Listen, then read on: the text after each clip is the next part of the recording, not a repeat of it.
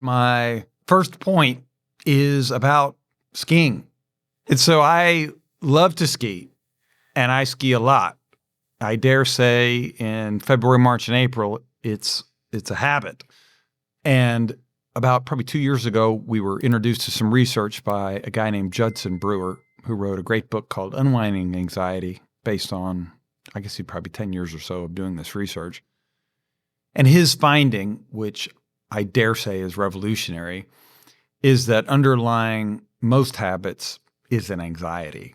And so you take my skiing, I know, and it may take you a minute to wrap your head around this because you think, well, how can there be an anxiety? It's something you love to do.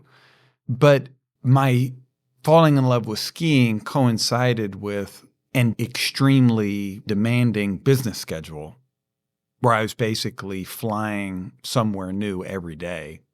And the skiing represented a clean break from that. The skiing actually was helping me manage the anxiety of always moving around and always feeling like I was in the spotlight. And here was a place in the middle of the trees on the ski slope, bundled up.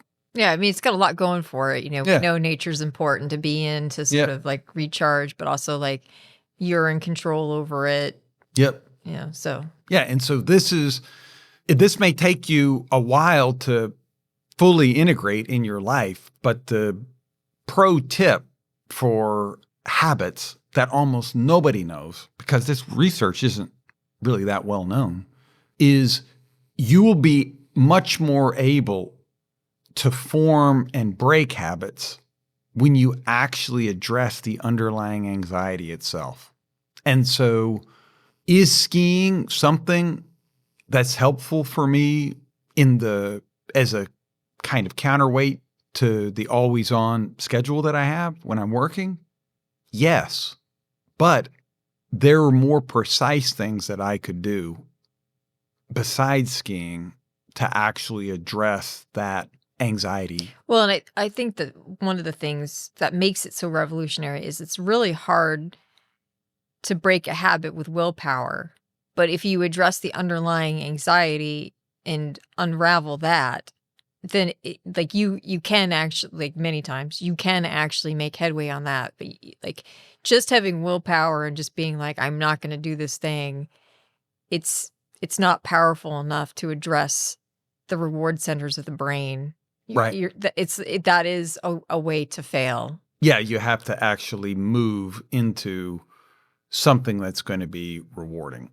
Right. Which is why the skiing so quickly became a habit. But I think maybe if we're thinking about it in terms of building habits, like you want to address the underlying anxiety. If for some reason that's not possible, then you do want to drive it towards a habit that is going to be positive and not a habit that's negative. And so it's driving it towards something that, generally speaking, is fairly healthy for you. Yeah.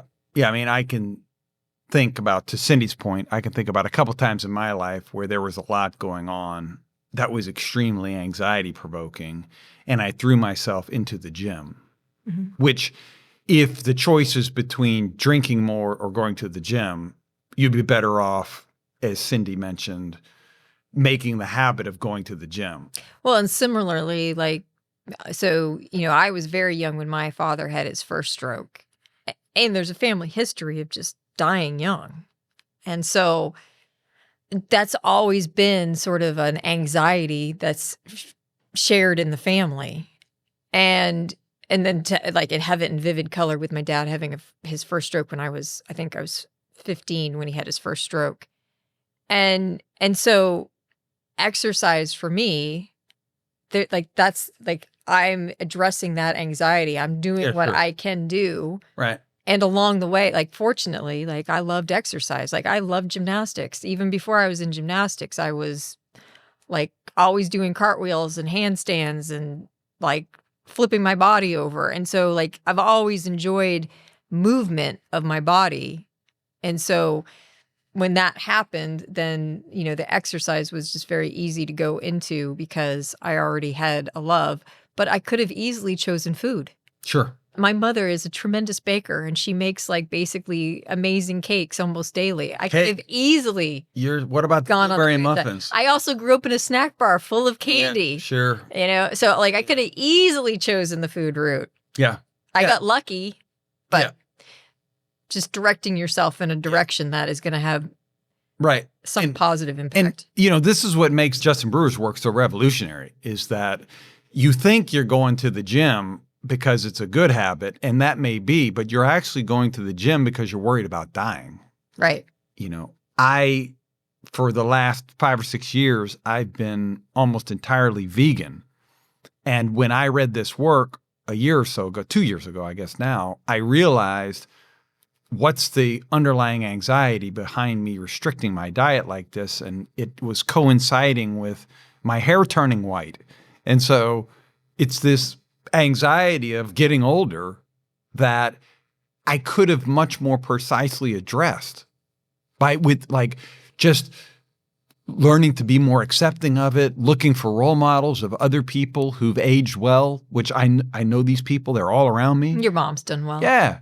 The Rolling Stones, they're 100 years old and they're still on tour. I mean, there's all kinds of examples that I could have used. And instead, I became a vegan, which now that I've reintroduced pizza and realized God love you, how wonderful that is, I didn't need to be that restrictive. I wish I would have, instead of being straight vegan for years, I wish I would have more precisely addressed the underlying anxiety of getting older. Shout out to Buena Forchetta, because it was a server there who was like, a server. Sir, you have to eat the just cheese. Eat the he wouldn't cheese, let sir. me not eat the cheese he on wouldn't even pizza. let him get the fake cheese. He's like, sir, what are you doing? You're making a mistake in your life. You're making a mistake. And so I'm like, all right, I'll have one. And then that was it. Then it was, as we say from the 80s, it was on like Donkey Kong. And then it wasn't short. It was shortly after that when we discovered this research. It's controversial because if you're sitting here and you're about ready to go to the gym and you read this, you have to ask yourself, I'm going to, make a slight simplification, but what am I running away from?